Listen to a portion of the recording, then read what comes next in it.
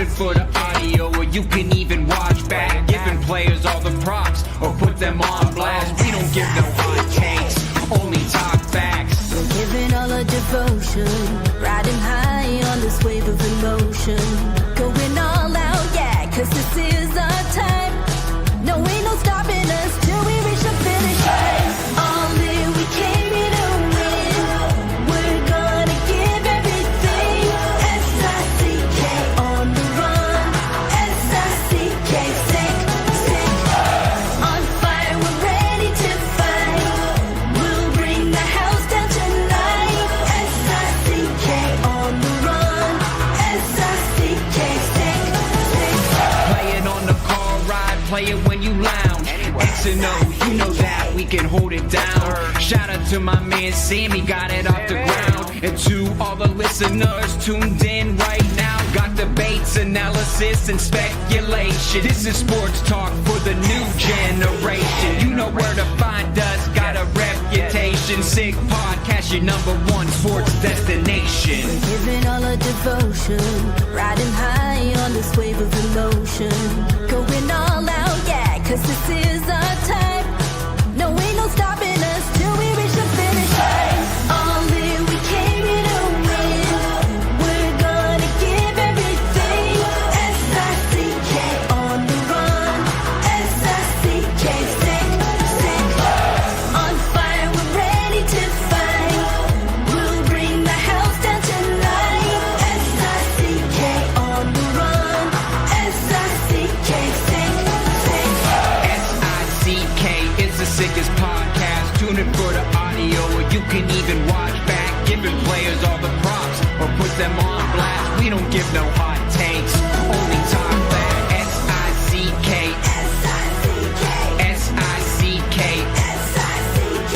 S-I-C-K, S-I-C-K, S-I-C-K. S-I-C-K. All in, we came here to win. We're gonna give everything. S-I-C-K on the run. S-I-C-K, sick. S-I-C-K is the sickest podcast. Tune in for the audio, or you can even watch back. Giving players all the props, or put them on blast. We don't give no hot takes, only talk facts. We're giving all our devotion, riding high on this wave of emotion. Going all out, yeah, cause this is our time. No, ain't no stopping us till we reach the finish line. All in, we came here to win. We're gonna give everything. S-I-C-K on the run. S-I-C-K, sick. On fire, we're ready to fight. We'll bring the house down tonight. S-I-C-K on the run. S-I-C-K, sick. Play it on the car ride, play it when you lounge. X and O, you know that we can hold it down. Shout out to my man Sammy, got it off the ground. And to all the listeners tuned in right now, got debates, analysis, and speculation. This is sports talk for the new generation. You know where to find us, got a reputation. Sick podcast, your #1 sports destination. Giving all our devotion, riding high on this wave of emotion. Going all out, yeah, cause this is our time. No, ain't no stopping us till we reach the finish line. All in, we came here to win. We're gonna give everything. S-I-C-K on the run. S-I-C-K, sick. On fire, we're ready to fight. We'll bring the house down tonight. S-I-C-K on the run. S-I-C-K, sick. S-I-C-K is the sickest podcast. Tune in for the audio, or you can even watch back. Giving players all the props, or put them on blast. We don't give no hot takes, only talk back. S-I-C-K, S-I-C-K, S-I-C-K, S-I-C-K, S-I-C-K. S-I-C-K. Turn up your volume. Because you're about to listen to The Sick Podcast. With Tony Marinaro. 55 seconds left in the penalty, a minute and 27 seconds left in regulation time. Boston 4, Montreal 3. Lafleur coming out rather gingerly on the right side. He gives it into Lemaire, back to LaFleur. Oh! The sickest Montreal Canadiens podcast. You're in the ball! Sports entertainment like no other. Rejoint, on lui fait perdre la rondelle, une passe devant. Et c'est le dégagement et ce sera la victoire des Canadiens. Coupe Stanley pour les Canadiens. Le 23e de l'histoire. You found the dogs! John, you found the dogs! He found the dogs! And all together, they worked a young team to the top.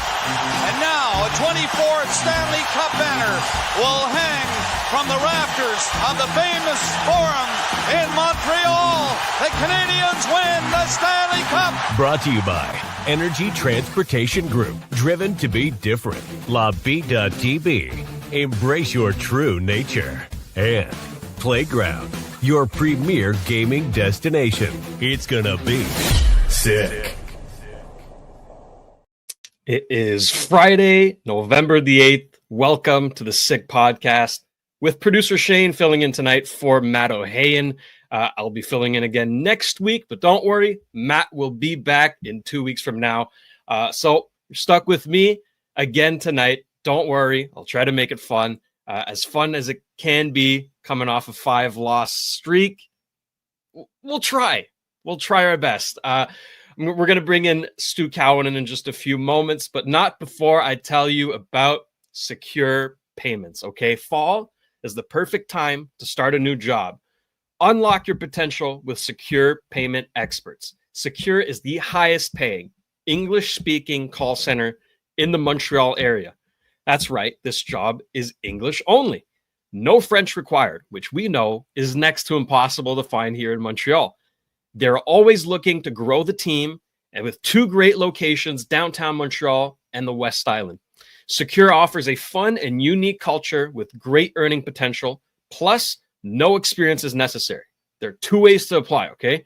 Either you head over to Life at Secure on Instagram and tap Apply Now, or you can text Apply Now with your name and phone number to 514-909-8344, okay? Come work at Secure. That's Secure with the K. Apply today, start tomorrow. And it's funny, one of my buddies applied at Secure, and he got a job interview this week. So they're not lying. Go check out Secure. And I want to tell you all about Betway as well. Betway is a leading global online betting and gaming brand. Follow your gut instinct. Go with Betway. Go on betway.com or scan the QR code at the bottom of the screen. To join the action, must be 18 plus and play responsibly. All right, let's not make him wait any longer. He is Stu Cowan of the Montreal Gazette. Stu, how's it going tonight? I'm doing really well. How about you? Can't complain. I mean, 5-game losing streak, 4-8-2 after 14 games. Yeah. 8th in the Atlantic, 30th in the NHL. Yeah, 2-7-2 in their last 11 games, and they've been outscored 46-26. So I'm doing better than Marty St. Louis, Kent Hughes, and Jeff Gorton probably are tonight in Toronto, where they're waiting to play the Maple Leafs tomorrow. Yeah. So not quite in the mix, right? In the mix for the number 1 pick, yeah. That special phrase that came out of the tournament. My God. I think now they're probably regretting they said that. I understand why they did, wanting to give fans some hope, and they had signed Patrick Laine, right? Or traded for him, I should say. A lot of excitement leading into the season, and then everything sort of gone wrong since then, starting with Laine getting hurt, David Reinbacher getting hurt, although he wasn't going to play Montreal, I don't think. And it's sort of been a downhill slope since then. They're giving up 4.07 goals against, which is the most in the NHL. Scoring 2.71 goals per game, which is 23rd.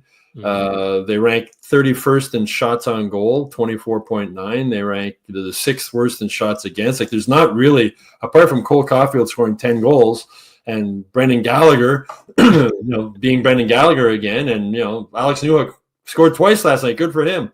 But you got you got Caulfield with 10, you got Gallagher with 6, and then you got Suzuki and Newhook with 4, and nobody else has more than 2 goals. So it's there's, and Lane Hudson's been exciting to watch, but I mean, there's just so many problems on this team. I wrote the story I wrote after last night's game. He's just sort of stuck between a puck and a hard place, right? Because they want to be in the mix. They want to learn to win. They're learning to win this season, as Marty St. Louis has said, but they're still rebuilding. I mean, they got 10 guys aged 23 and under.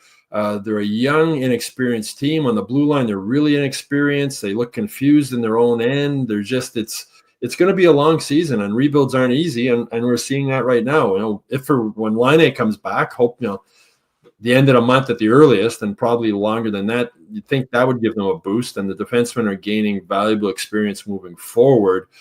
But that in the mix line is going to come back to bite these guys, and I think it already has.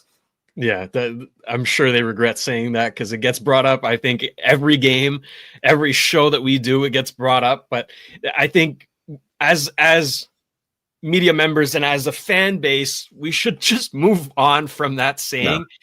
I think the best way to label this season is learning, right? You're in school. This is a class, right? This team is the second youngest in the NHL. The coaching staff has little to no experience.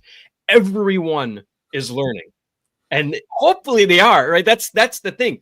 They have learning opportunities, but are they learning? Are they gaining that experience, that knowledge? I don't know. Well, there's no NHL coaching staff that has less experience behind an NHL bench than the Canadians, right? Marty St. Louis coming from coaching Bantam hockey with his kids or whatever in Connecticut. Stefan Robida coaching midget AAA hockey. Trevor Letowski was coaching Ontario Junior Hockey League. At least he was a head coach there before coming in. There's just not a lot of coaching experience. And, they brought in Roger Grillo as a coaching consultant, who was Marty St. Louis' assistant coach when he played at Vermont, but he has no NHL coaching experience. I mean, he's been with USA Hockey for the last 20-odd years as a development guy. It's all development, which is fine. But when you see so many defensive zone breakdowns and you see the confusion with this hybrid system that they're trying to play and just breakdowns all over the place, it's, you have to wonder how much of that is just a lack of experience with NHL coaching behind the bench. And what they're trying to do, Marty sees the game differently than other people do, like all the great players do, but trying to get the guys to play the system he wants to play them to play, it just doesn't seem to be working. And, before wins and losses didn't count, it was development, but the systems aren't really working now. I mean, how many times do you see them caught with two defensemen in the corner and guys in front? I mean, the game, this was against Calgary when Jake Evans sort of had his man and then turned away from him and left them open. Like, is that a case of him switching from zone to man and being confused? And it's confusing to watch, and it looks like it's confusing to play. And the other thing I think that's a concern, and I think Habs fans might be getting upset about, is that since Marty St. Louis took over, this team has been fun to watch. It's been entertaining. And there's times this season when it's just boring. Like the first period last night was horrible. Like, I'm sure a lot of people turned off the channel when it was 2-0. And that's what happened back at the end with Dominic Ducharme's coaching. It was just 2-0. It's over. I mean, they did fight back. It did become more of an entertaining game afterwards. It was an entertaining game against Calgary, but it's just it looks like there's just confusion all over the ice. And at the end of the day, it's a young, inexperienced, not very good hockey team. And the guys who they need to be good haven't been that good. Nick Suzuki struggled. Juraj Slafkovsky has one goal. He's looked lost since, being taken off the number one line. Now you got Jake Evans as your number two center. I love Jake Evans. He's a quality fourth line center. He's on the second line. The reason he's on the second line is the two guys they got who were supposed to give them depth at center, Alex Newhook and Kirby Dach. Now they don't think they can play center. Now they got them on the wing. So now we're back to that situation again. So Kirby Dach, they're more comfortable with him at wing than center. So he goes and takes Slafkovsky's spot, right? Kirby Dach is struggling. I think he's minus 13. He's like the word minus 12. He's last in the NHL in plus minus. I mean, that stat take with a grain of salt, but when you're the worst plus minus in the NHL, it says something. He seems to be sort of lost. Slafkovsky seems to be lost, being split up from Suzuki and Caulfield. And that Gallagher line is the only line. Like, I'm so happy to see Brendan Gallagher be back to be the Brendan Gallagher that we've known and fans have loved in the past. Yeah.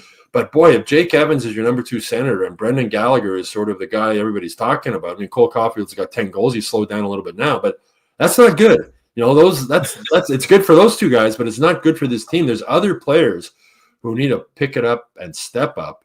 Christian Dvorak, 1 goal.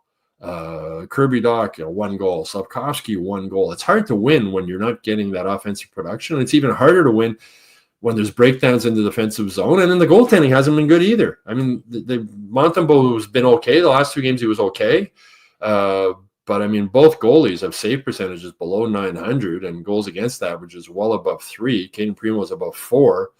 There's just not a lot. I don't see a lot to look at to give confidence that this is going to get a lot better moving forward. The only really bright spot is in Laval. Exactly. Yeah. The Rockets are 8-1 with Pascal Vincent as first year as the coach, a guy who has a ton of NHL coaching experience. A guy who's been a coach for more than 20 years at junior level, the AHL level, NHL level, head coach in Columbus last season. He was in a tough situation with so many young guys. And the other interesting thing, just looking at the AHL stats, not only are they 8-1, they've given up 19 goals against in 9 games. So I failed grade 10 math, but that's just over 2 goals a game they're giving up compared to what's happening here in Montreal. So, when they hired Pascal Vincent, they hired him to coach Laval. They also hired him to be the next head coach of the Canadiens. I mean, the language issue is always there. You have to have a French guy who can coach. Same as when they hired Dominic Ducharme. He was hired to be the next head coach to replace Claude Julien when they bring up Minnesota. That's the way it works, right? If you're a good management team, you have to have plans in place. And I'm not saying Marty St. Louis is going to get fired this week, or I think his job's probably safe for the season just because the 3 guys, Gorton and Hughes and St. Louis, are in this so much together, and they believe in the plan, and they believe in the development. They still think Marty's the guy to help them. But Vincent's doing a great job in Laval, but you wonder if he might have been doing a better job if they had brought him to the Canadiens as an assistant coach, a guy with that kind of experience. And Marty's a proud guy. He had that line last week when fans and media were questioning. This is why would I go for advice to people? Why would I take advice from people I'd never go to advice for? Which is a good line, and I mean it makes sense. But I think he needs somebody else giving him some advice, somebody who's been behind an NHL bench a long time. And you wonder at some point if Hughes and Gorton sort of tell him, we're hiring somebody to help you, whether you like it or not. Marty's a proud guy, and he's got an ego like every great athlete in any sport does. And, after the game last night, he was still saying he likes the way his team's playing. He likes the team concept. And we're hearing that after every game when they lose. And that, I think fans get fed up of hearing it at one point. And, as Bill Parcells said, I wrote my column last night, you are what your record says you are. And the Canadiens' record isn't very good. And they're just not a very good hockey team right now.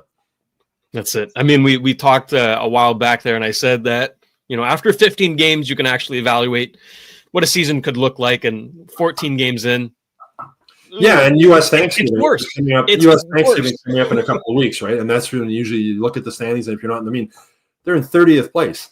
They finished 28th the last 2 years. It's been a step backwards this season, but you can almost expect that step backwards. Before the season, on this show and I wrote, I didn't think this team was good enough to make the playoffs, even with Patrick Laine in the lineup. They have no hope without him. But it shouldn't be that surprising that it's a step back. They really miss Sean Monahan, right? They really miss Jonathan Kovacevic, who has been playing great in New Jersey. Talk about plus minus. He's got one of the best plus minuses in the league. He's plus 10. He was plus 3 against the Canadiens last night. Just that steady defenseman, doesn't make mistakes, big body. Not the guy who's laying guys out with checks, but hard to play against, right? Leans on you, physical, clears out the front of net. They're missing Jake Allen. The Canadiens would be a better team right now if they had Jake Allen, they had Sean Monahan, and they had Jonathan Kovacevic. I don't think there's any doubt about that. But they weren't going to be around 3 years from now when this rebuild is into year 6, and you hope that you're at that level where you're a competitive team. So that's why it's a juggling act, right? When you're trying to rebuild. So you're letting guys go that would make the team better, hoping that the younger guys will make the team better a couple of years down the road. And now we're just seeing, I think Sean Monahan's a guy this team really, really, really misses. You could play him center, you could play him wing, you could move him up and down the lineup. Such a good role model for the players. He's having a good season in Columbus.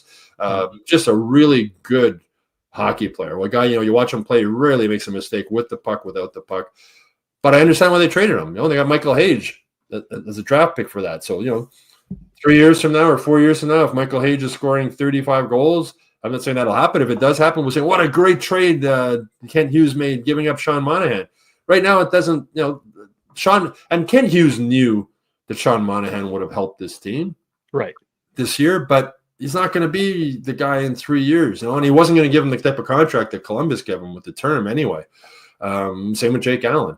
I still think last year they would have been better just letting Caden Primo send him down. If somebody claimed them on waivers, you lose them, and you just keep Jake Allen for last season and this season into the last year of his contract. I think that would have been a smarter decision. I think it would have been good for Primo if nobody did claim him. He would have played a lot of games in Laval. They wouldn't have had that 3 goalie situation, which was a mess last year and didn't help any of them. But that's hindsight, and we are where we are with this team, and it's going to be a long season. It really is. See, there's no exact science with rebuilds, right? I was curious when I looked back at 2 rebuilds that proved to be successful, that being Tampa Bay Lightning and the Colorado Avalanche. Mm-hmm. Now, Tampa Bay got lucky, right? They got Kucherov in the 3rd round. They got Vasilevsky later on, Point later on. So you kind of have to be lucky in order to win. But I wanted to see what the projections were, right? How long did it take for them to actually start being in the mix? So they started the rebuild, let's say 2007, right? They made the playoffs in 2011, but then they missed the playoffs the next 2 years again. And then they won 2 cups in 2020 and 2021. So there's an up and down, right? It's never an upwards curve. Colorado Avalanche, right? They started around 2010. It's a bit iffy because, again, they were in, out. 2011, 2013, no playoffs. And then they lost in the first round 2014. 2015, 2017, no playoffs. And then they win the cup in 2022. That's the thing. In Montreal, everything's amplified. You're under a microscope. They want results now, right? That's just not how rebuilds work. No, they don't work in 2 years or 3 years. It's not exactly. It's going to be a roller coaster. But if they stick to the plan like those 2 teams did, and they believed in that rebuild, good things will come. Look at New Jersey. 2 years ago, the Devils were one of the best teams in the NHL. Last year, they missed the playoffs. This year, they look pretty good again. You look at Buffalo; they missed the playoffs 12 years in a row. They went through 6 coaches after the last time they made the playoffs, and now they brought back Lindy Ruff, who was their coach last time they made the playoffs. Sort of like the Canadians bringing back Claude Julien and bringing back Michel Therrien. And in New Jersey, there's no language thing about you're limited in the coaches you can bring in. So there's no guarantees. And in Ottawa, look at Ottawa. Ottawa should be a lot better team than they've been the last couple of years. It just hasn't worked. And with the Canadians, I think, though, what happened, the Laine signing brought so much, fans were excited because they finally had, talking with Serge Savard when they had that night at the Bell Center for the 1970s dynasty. And he said he's the first guy they really have that's, big, strong, can shoot, a legitimate 50-goal candidate since Stéphane Richer. Cole Caulfield's started off this season looking like he could be a 50-goal scorer. We'll see what happens as the season goes on. So there was reason for but again, the goal. Before the season, I said on this podcast, I wrote in my columns, my 2 biggest concerns were goaltending and defense. And those are 2 things that have really been a problem. And not surprisingly, just the inexperience on defense. 5 of their 7 defensemen are 23 or younger. That's a lot. And the goaltending. I mean, I've never really had faith in Caden Primo as an NHL goalie, and Sam Montembeault is an okay goalie, a good goalie, but he's not. He's not an outstanding goalie. So there was reasons before the season started that why I didn't think they were a playoff team. As I said, even with Laine, and just things have just gotten things don't look like they're getting any better. And now they're in Toronto, then they're in Buffalo, and then they're in Minnesota. 3 more games on the road. Marty St. Louis, at some point, I understand Marty, a rebuilding team and staying positive after all these losses, but it's hard for me as a journalist watching this and writing about it. I've been since his rebuild started, I've been positive about it. I've thought Gorton and Hughes have a really good plan in place. I think they still do. But it's concerning just when you see the X's and O's mistakes happening on the ice and all the breakdowns and you wonder like why the so many of the guys who should be scoring are struggling to score. So it's, again, I think Marty St. Louis could use some help behind the bench, but I'm not convinced that the Canadiens are going to do that. Mm-hmm. Well, I think maybe, when I asked Kent Hughes in one of the summer news conferences about that, like, are you going to bring in an experienced coach to replace Alex Burrows? Oh, we're going to talk with Marty and we'll decide what he wants to do. And he obviously decided he wanted to bring in his buddy Roger Grillo, right, as his coaching consultant. The guy he obviously, he had a big role in Marty playing at the University of Vermont, helped recruit him there, was one of his coaches there, and he thought he was the guy who could help him. And I imagine they see the game similar because Marty said he learned so much about the game from him. But again, he's a guy who doesn't have NHL experience, behind the bench. And he's not even behind the Canadiens bench. He's up watching the press box.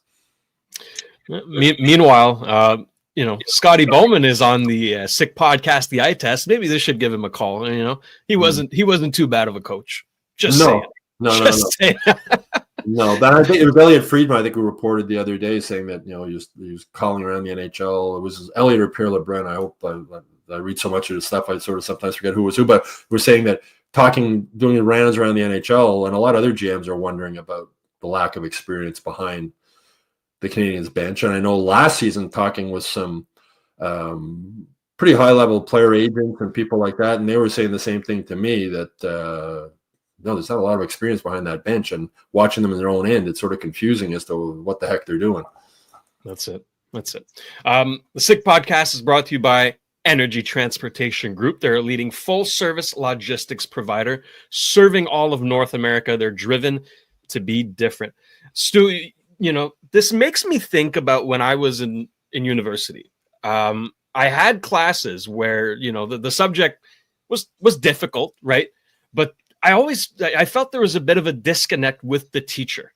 The teacher obviously knew the material, but they maybe weren't able to communicate it that well, or didn't organize the curriculum to best translate to the students, right?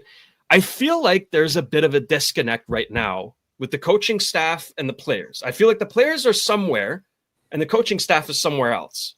I don't doubt their hockey IQ, their intellect, and even their communication skills. I'm sure they're great communicators, beloved by the players, but I feel like they're a step ahead of the players. I think right now they should just simplify everything. Go back to the basics and take it one step at a time. I don't know. I feel like they just jumped the shark here. They went one step too far trying to install this hybrid system defensively, and it's too much. Clearly, it's overwhelming because you have, again, the second youngest team in the NHL. Like, if you have 10-year veterans in your team and you're competing and you want to have this crazy, complicated, but when done properly, useful system, then sure, it could work. But these are, rookies with like 100, 200 games of experience. I don't know. I feel like they should just scale back a bit. That would be in their best interest, right? Yeah, well, Chris Nyland has said that they should just play the trap, or they should go play Jacques Lemaire's simple zone defense, where there was always a defenseman in front of the net. There was never two defensemen in the corner. And I mean, Marty's a great communicator, and he has that instant respect as a Hall of Fame player. The players respect him; they like him. He's a good communicator. Talk with some of the young defensemen. They've said the same thing about Stefan Robida. But the biggest adjustment, or one of the biggest adjustments for any young guy coming into the NHL, is the speed. Right, the speed of the game. It's so fast. So you're trying to adjust physically to that speed. And now mentally, you're getting systems that are not sort of just straightforward. And you're trying to have all this stuff going on in your head, and you're trying to figure it all out. And it just seems like it's too much. It just seems like, Marty has said that the system he uses, like there's other teams in the NHL that use it, but Canes are the second youngest team in the NHL, as you said. So it's almost like it's just too much for them to process, these young guys. It's like everything's coming at them so fast. The game's so fast. The guys are bigger and stronger. You don't have as much time with the puck, and things happen so quick. And even like a veteran like Jake Evans, that game against Calgary, when he suddenly turned away from his man, Like, it's not like Jake Evans, like, okay, forget about him. Like, obviously there was something that in his mind said, okay, I got to go here. I should be here. And we're seeing that happen all the time. And we're seeing all these breakdowns in the Canadian zone. And it's, as you said, we're 14 games into the season now, and they don't seem to be getting any better. They still seem to be getting trapped in their own end for long periods of time. They're giving up a ton of shots. They're giving up the most goals in the NHL. They're not getting a lot of shots on goal. It's tough. I mean, this is really year 3 of the rebuild it's going to be a step back. Doesn't mean the rebuild's failing. It doesn't mean that it won't succeed in the future. But for what we were talking about before, and losing some veteran guys and all these young kids make mistakes. There's a reason why coaches rely on veterans so much, on winning teams. People used to get mad at Coach Julien or other coaches of the Canadiens. Why doesn't he play his kids? Why doesn't he play his kids? Because they don't trust them. That's it. They don't trust young coaches. Don't trust young hockey players. And now Marty's got 10 of them that he's got to try and trust, right? And so there's going to be breakdowns. And again, I just think dumbing it down and just making it a little easy for those guys might be a good idea.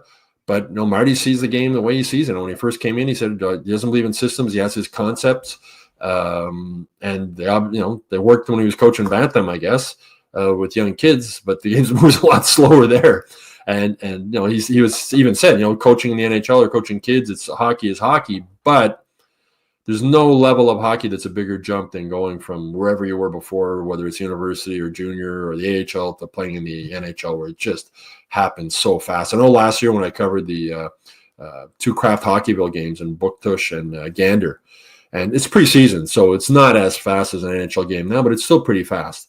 And there's no press boxes in these little arenas, so we were sitting like 8 rows up in the corner. And even then, you realize, or if anybody has good seats at the Bell Center, the game is so fast. Oh yeah, so fast. So a friend of mine, my wife and my kid has season tickets to go to a game earlier this year, and they were down in the Reds. And my wife loves watching ice. She said, "I can't believe how fast the game is." And that's just that view from down low. It's a big adjustment. It really is. That's it. Now, while this is a learning season, if you will, it's also a critical point in the rebuild. Like, it's obviously too early to call this a failure, but if you let this get out of hand, you could be looking at a Buffalo Sabres, an Ottawa Senators situation of, okay, you're rebuilding for the next 10 years, right? This addressing a way to win, right? They need to learn, obviously, the concepts and all that stuff, but the most important learning thing here is learning how to win and learning how to lose as well. This season, we've seen them get blown out. Last season, they were the team with the most 1-goal games, right? They were the team, I believe they were number 1. But again, there's a way to lose. And so far this season, they haven't been losing the right way. Now, the last 2 games, I'll give them credit, right? They were in it. You want to be in it till the end. They were. That needs to continue. But then there needs to be this transition of, okay, we need to learn how to win now. Actually close out those games and come back when you're down a goal. Right now, we're not seeing it. Right, the last 2 games, sure, but 2 games out of 14. Yep. And the thing is, like, so look at the next season. We're talking about the loss of Monahan and Kovacevic and Jake Allen. Next season, David Savard, Christian Dvorak, Jake Evans, Joel Armey, and Michael Pezzetta are all unrestricted free agents next summer. The only guy I see possibly coming back is Jake Evans. I agree. And some fans say, why are you bringing Jake Evans back? We're seeing now what happens when you lose so many veteran players and bring in only kids. You're not going to win with only kids, right? It's hard to win when you have 10, 23-year-old and under guys in your roster. Next year, there might be even more. So it's as you were saying earlier, a rebuild it's up and down. It's up and down. There's different stages of it. There's contracts that when Kent Hughes and Jeff Gorton came in here that they were stuck with, right? And they've gotten rid of some. They're still with others, but there's going to be more veterans leaving and more kids coming in, unless they make a trade to bring in a couple of a veteran, to which I think they will try to do with all the draft picks and prospects that they have. But it's and Ken Hughes said it's not. It doesn't just rebuilds just don't go like this. There's going to be bumps in the road, and this year is one, and it's not that unexpected. That's it. And you talk about next season, right? The contracts that are going to be shed. I mean, it's $13.8 million in UFA, So free agency, they'll actually have some room to maybe do something. Yep. And then you think about the players that are already with the organization that aren't on the team right now, right? Yep. Patrick Laine is injured, but then obviously the big one, Ivan Demidov, is going to come over next year. Michael Hage could be ready. Joshua Roy's having a good season in Laval. Owen Beck is too. Oliver Kapanen got sent back to Sweden, but he's going to be NHL ready. David Reinbacker's injured. Logan Mayhew's having a great season. Adam Engstrom's having a great season. Jacob Fowler's having a great season at Boston College. You add 2 first-round picks in 2025, 9 picks in the first 4 rounds. Anybody freaking out right now and calling this rebuild a disaster and a failure is out of touch. I'm sorry to break it to you. I mean, right now it's not pretty. I agree. It needs to be addressed. Long term, though, I don't see an issue to panic about. Like, no, and there's but the other thing is people think, oh, these young guys are going to come in. Yeah, Demidov's going to come in next year and score like crazy. Well, maybe not. The kid in Philadelphia was a healthy scratch, right? Simon Nemec, who was drafted number 2 overall behind Slafkovsky in the 2022 draft, the Devils sent him down to the AHL yesterday. So it's not only with rebuilds but with prospects. It's an up and down. Remember when Sean Farrell was coming up to the Canes? everybody, oh, Sean Farrell, this kid's he's like forgotten now almost, right? He's down playing in Laval. Nobody's talking about him come up. It's just really, really, really difficult. Mitchkov getting benched or sat out in Philadelphia. So, it's not shocking Slafkovsky is struggling this season a bit, at least from scoring goal perspective anyway. And there's no guarantee, Demidov's going to come in here next year. Everybody thinks he's going to be the savior. Maybe, but maybe not. There's no kids. It's very rare young kids come into the NHL at 19, 20 years old and just light it up. It's the best league in the world. There's veteran guys playing, guys with 7, 8, 9 years experience, and they're hard to play against. That's it.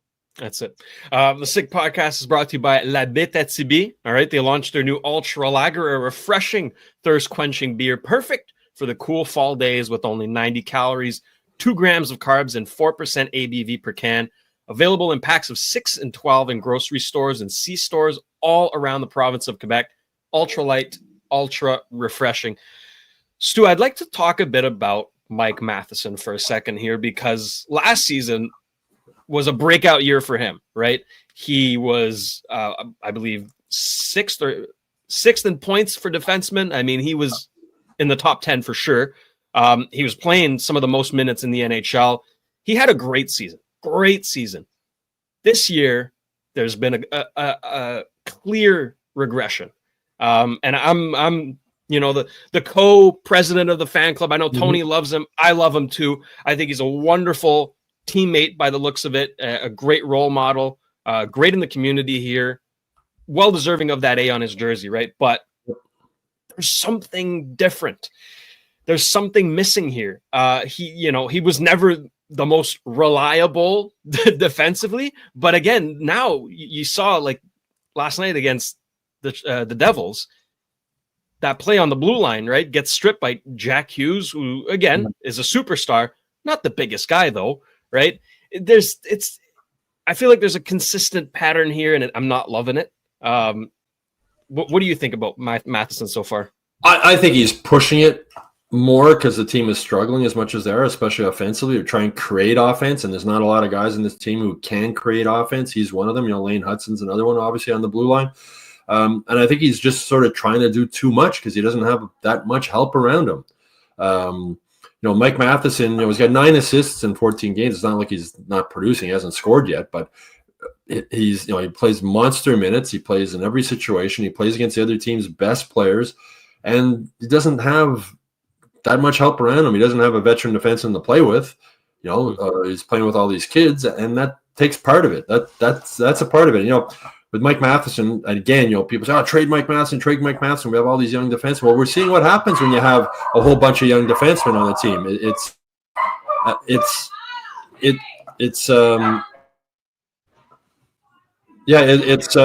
tough. So with Matt, sorry, that's why somebody just came in the front door. My dog's going crazy. Good. But with Matheson, I would honestly think about re-signing him. Like, he's got one more year in contract. He's not that old. He's 30 years old. He'll be 32 at the end of his contract. He's a young 30-year-old and probably the most fit guy in the team. Plays monster minutes. There's not a lot of defensemen in the NHL who can play those kinds of minutes against all these guys. And he'll be better as these younger guys gain more experience and can help him out a bit also. And to get rid of a guy like that, and a good veteran, like a good leader, a good role model, a guy from Montreal, a guy who wants to play here, a guy who wants to be part of this rebuild, who wants to be here when this team is good. The day, if they trade him, is the day they'll be looking for another guy like him. I mean, Lane Hudson has really played well as a first-year rookie defenseman. He's not that. We're going to see. He's never played more than 39 games the last few years at the university. We're going to see as the games, in January, February, he plays a very demanding game, right? He's all over the place. Yeah. And it takes a toll on everybody. And he's not a big guy. And it's going to be interesting to see how he maintains his play as the season goes on. And, hopefully he continues to play the way he's been playing. It's been really, really impressive. But, veteran defensemen are so important. You can't just have nothing but kids on your team. It just doesn't work that way. You need to keep some veterans and some key veterans. And he's a key veteran that I would seriously think about keeping. He has a long history with Kent Hughes. Kent Hughes was his agent from the time he was in midget hockey on the West Island of Montreal. I would be in favor of the Canadiens looking to keep Mike Matheson rather than trade him for unless they got another veteran defenseman like him. But at some point you got to stop just getting draft picks and prospects. At some point, you need to have veteran guys who can play. Exactly. Well, I'm glad I asked about that because I've seen this discourse, on social media and even the comment section here under videos where people are just ripping him up. I mean, just mercilessly. And again, that we have to acknowledge that he's struggled visibly this season, but his importance goes beyond that. Like he is very meaningful to this team, and like you mentioned, to get rid of him would be a massive, massive mistake. I completely agree. No matter the return, I mean, sure, you might get a nice pick for him, but it's not really going to match the timeline. He does. Yeah. You know what I mean? He might not be there when the Habs lift the cup, but he's going to help mold and kind of hold the hand of those young defensemen who were extremely reliant on. Kaden Gustavsson is like the third most with experience aside from David Savard, but again, he's probably on the way out. But, when your third most experienced defenseman is Kaden Gustavsson, you need veterans. You absolutely need. So I'm glad we agree on that.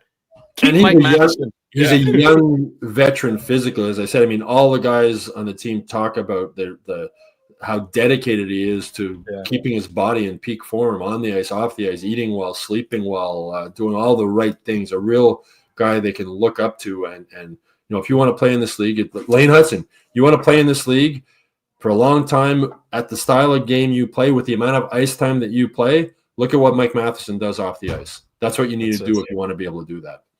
That's it. Well, when you're playing 26, 27 minutes a night, you kind of have to be in elite shape. So again, he's giving the example, right? He's showing the way. Follow what I'm doing, and that's, you can't buy that. You can't buy that. You can't buy experience. On the bench, we were talking about the coach. You can't buy experience. You can only get it. And if there's a bright spot for fans who are really frustrated with this rebuild and thinking that it's gone off the rails and it's horrible, the key thing this season for the young defense guys and all these 23 and under guys is the experience, right? They're going to play a lot of games, they're going to play a lot of minutes, and it'll be valuable to them down the road. Kirby Docker, talking about him earlier. You got to remember, the guy had a major knee injury, right? Major knee injury. One of those ones that could be career threatening, right? He's come back. It hasn't been easy for him. He also just, never mind the knee injury, just don't play hockey for a year, right? I don't care what level you play at, pro or junior. You miss a full year of playing hockey, it's hard to come back. We're talking about the speed of the game. It's hard to get back up the speed and whatnot. I think that's one of the reasons why they've put him on the wing, for now anyway. But and he's a young guy too, right? Another young guy that's still learning. He's still learning in the NHL. It was interesting too. They brought in Mark Bureau at practice this week, the former NHL centerman, to work with their centerman to try and give him some tricks to help him in the faceoff circle, because that's another place they've been struggling this season. But so if there's one thing for Canadiens fans to look at maybe positively this season, is the amount of ice time Lane Hutson's getting, the amount of ice time some of these younger guys are getting. It's Kapanen, when they sent Kapanen back to a Swedish league team, he was only playing 7 minutes a game here. It was smart. And again, when I talked to him sort of being stuck between a puck and a hard place, you got Christian Dvorak playing 15 minutes a game, and you got Kapanen playing 7. And when you're thinking of a rebuild, it would be give Kapanen that experience, right? But I mean, there's contracts, and you want to get something for Dvorak, right, at the trade deadline. So if you want to get him, you got to, you can't, if you make him a healthy scratch and sit him up there for 10 games, you're not going to get nothing for him at the trade deadline. The way things are going now, they're not going to get much.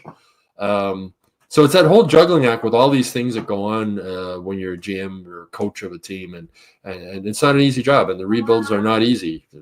They never have been, and they never will be. Exactly. Well, tomorrow night in Toronto, Buffalo, Monday afternoon. Monday, 12:30. But Monday afternoon in Buffalo, Thursday in Minnesota. It's a 4-game road trip. We hear sometimes that those road trips are good, especially early on in the season for bonding and chemistry and all that. I mean, what are you expecting? What are you hoping to see coming out of that game in Minnesota? Well, starting with Toronto, I just want to see them get off to a good start. I mean, their starts have been terrible. I don't know how many games they've fallen behind. They've given up 20 first-period goals, which is the most in the NHL. And when you're a young team in a rebuild, playing catch-up is not easy. It's not easy if you're a veteran team, and you keep falling behind early. And that, again, you wonder how much of that is on the coaching staff, that they're not prepared to start the game on time. Well, be ready to play. 12:30 start in Buffalo is going to be a really early start for them to get up and get going. But just to have a better start. I mean, because they did, to their credit, they did fight back in New Jersey after falling behind 2-0, made a game out of the empty net goal to decide it. So just start simple, better start. Get through the first 5 minutes. And Toronto, Saturday night hockey night in Canada, the Leafs are going to be fired up at home. It's not going to be an easy game for the Canes. So many young defensemen. Austin Matthews is out. He's on injured reserve now. But there's still a lot of talent on that Leafs team. And Habs are off. They're not sure who's going to be in goal. Montembeau's played the last 2, and they play Saturday, Monday. I don't think Montembeau's going to play both of those games. Do they put Primo in against Toronto, or do they wait and play him in Buffalo? It's it doesn't look good. It's a tough road ahead for the Canadiens. I mean, they did have a day off in Toronto today. You were talking about bonding and stuff like that. Guys can have a dinner and sort of relax and get their mind off hockey a little bit, which is probably a good thing at this point when you're in such a long losing streak. But yeah, Saturday in Toronto, and then Monday afternoon in Buffalo, and then Thursday night in Minnesota before they get back home. Tough road. Well, yeah, looking forward to seeing it. Stu, it's always been a pleasure, always fun to talk to you, and we'll see you next Friday again. So take care and enjoy your week. You too. We'll talk to them. All right. Stu Cowan of the Montreal Gazette. Tony will be back Monday. Don't worry, folks. And if you didn't catch it yet, en français avec Tony Marinaro, les vendredis après-midi à 2h live. So stay tuned on that if you like more Tony. Who doesn't like more Tony? Come on. Of course, the Sick Podcast is also brought to you by Playground. Okay, if you can step into the world-renowned poker experience at Playground, where free food and drinks at cash game tables, a bad beat jackpot, weekly promotions, daily tournaments, and unmatched customer service await you. Why play anywhere else? Just minutes away from downtown Montreal, across the Mercier Bridge. Playground. Well, it's been a pleasure to join you all tonight. I hope you enjoyed.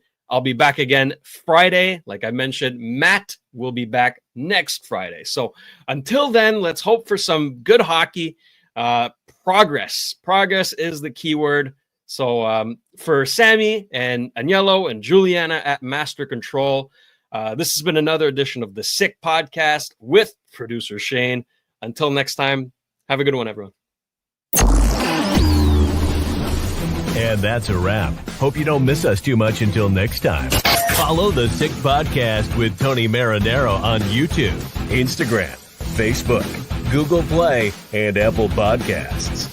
The Sick Podcast is brought to you by Energy Transportation Group, driven to be different. LaVie.tv, embrace your true nature. And Playground, your premier gaming destination.